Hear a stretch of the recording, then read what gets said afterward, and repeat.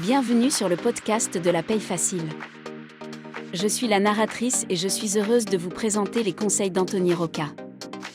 Vous pouvez retrouver l'ensemble des conseils à l'adresse la-paye-facile.com. Vous pouvez aussi vous inscrire à la newsletter. La newsletter par mail vous offre tous les jours des conseils et des offres promotionnelles. Sans plus tarder, voici le sujet du jour. Titre professionnel gestionnaire de paye, une bonne idée ?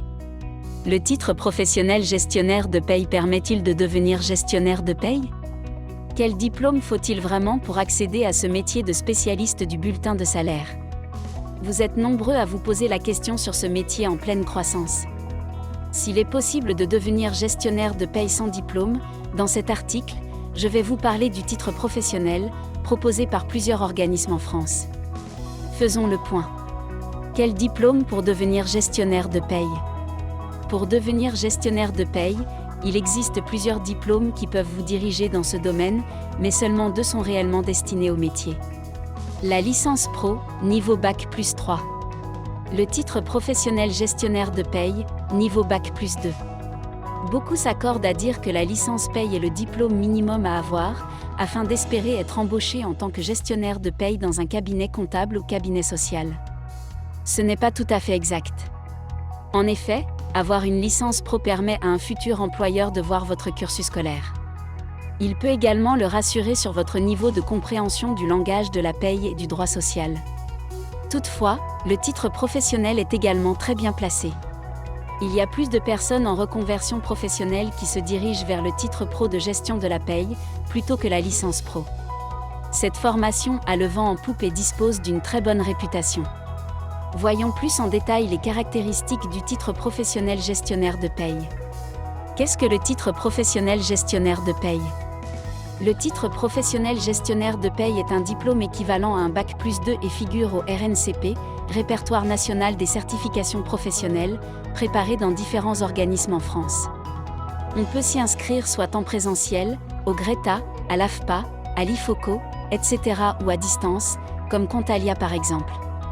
Même s'il n'est pas obligatoire pour exercer, le titre professionnel vous prépare au métier de gestionnaire de paye. La formation dure entre 5 à 9 mois et vous permet d'acquérir plusieurs techniques et caractéristiques pour être spécialiste du bulletin de salaire. Vous apprenez entre autres les technicités et spécificités pour établir un bulletin de paye.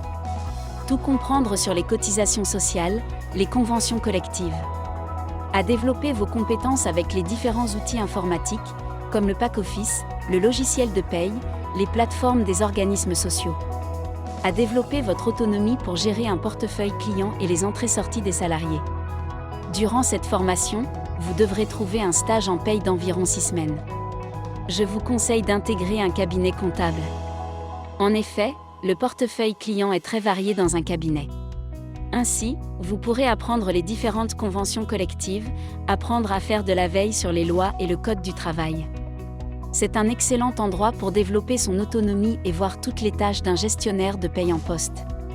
Vous pouvez également le faire dans une entreprise, toutefois, même si c'est tout aussi enrichissant, c'est moins formateur. Comment se déroule l'examen du titre professionnel gestionnaire de paye ? À la fin de votre formation, vous devrez présenter votre dossier professionnel, DP, devant un jury. L'entretien dure environ 30 minutes. Le jury doit évaluer votre maîtrise en tant que gestionnaire de paye junior et s'assurer que vous aurez les bons réflexes lorsque vous serez en poste. Vous devrez également réaliser un examen écrit. En règle générale, un sujet vous est présenté concernant une entreprise et il faudra réaliser des bulletins de paye, calculer des absences, une fin de contrat, etc. Cette épreuve se déroule sur une matinée complète et en suivant quelques conseils, vous réussirez l'examen.